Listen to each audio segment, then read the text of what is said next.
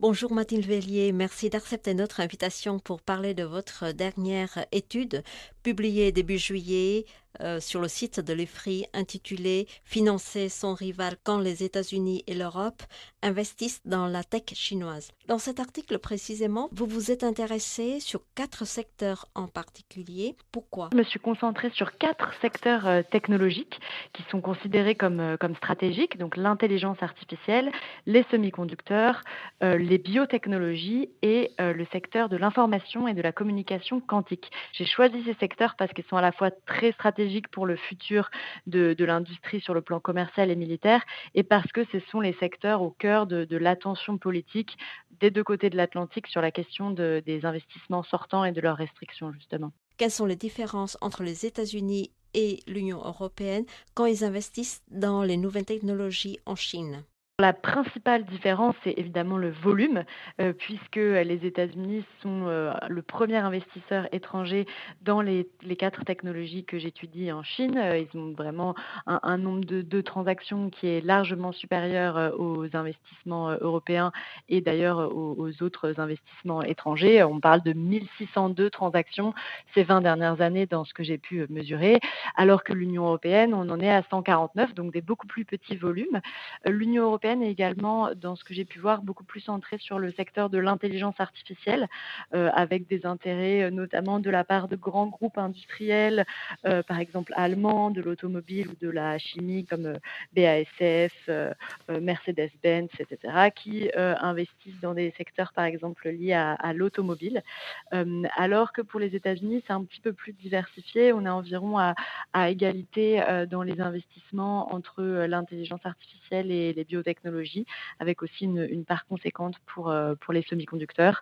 Donc c'est un peu ça les principales différences, à la fois en termes de secteur et de volume. Ensuite, je voulais simplement souligner la différence de stratégie politique, puisque des 2 côtés de l'Atlantique, on est en train de réfléchir aux éventuels risques, associés aux investissements européens et américains vers la Chine.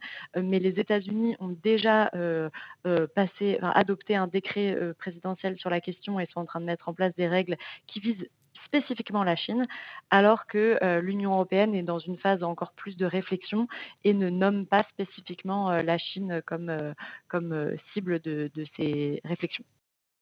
De quoi les Américains et Européens ont-ils peur aujourd'hui après avoir investi modestement, comme vous le venez de le dire, dans les technologies de pointe en Chine? Et est-ce que et de quelle manière ces investissements ont contribué au décollage de la technologie en Chine?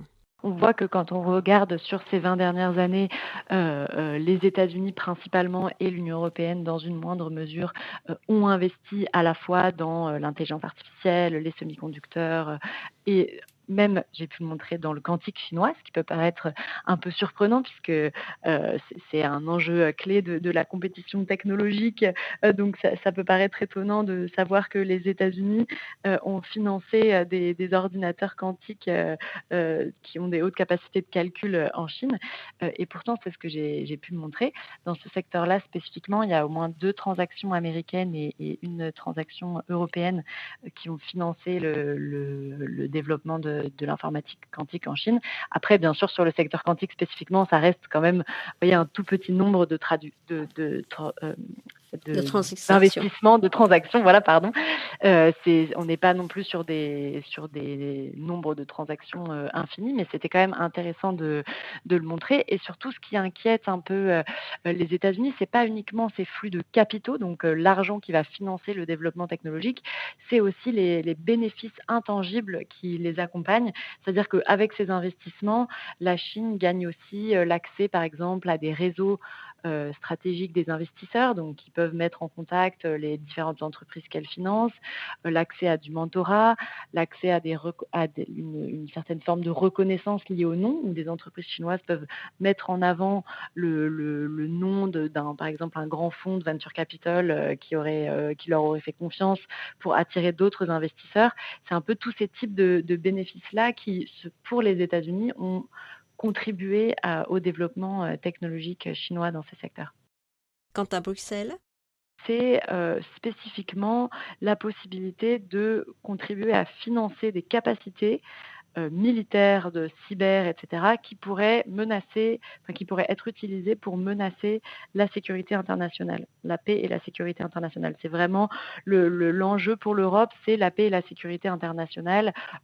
Comme souvent, c'est moins une question de, voilà, compétition, technologique, et cetera. Ils essayent de vraiment cibler la question sur les capacités militaires de certains acteurs. Et je voudrais aussi souligner que la raison pour laquelle l'Union européenne s'est saisie de ce sujet-là spécifiquement, c'est quand même vraiment, l'incitation de Washington de se préoccuper de la question. Mhm. C'est pas vrai, bien sûr, sur tous les sujets, dans le rapport de l'Union européenne à la Chine. Parfois, c'est un peu caricaturé comme si l'Union européenne, suivait à chaque fois, un agenda dicté par, Washington. C'est pas vrai du tout dans tous les cas. En revanche, sur la question spécifique du contrôle des investissements sortants, c'est effectivement une préoccupation qui a été soulevée par Washington dans le cadre du G7, du Conseil pour le commerce et les technologies, dans les discussions bilatérales, et cetera. Merci Mathilde Vellier, chercheuse à l'IFRI, et vous venez de publier Financer son rival quand les États-Unis et l'Europe investissent dans la tech chinoise, publié sur le site de l'IFRI.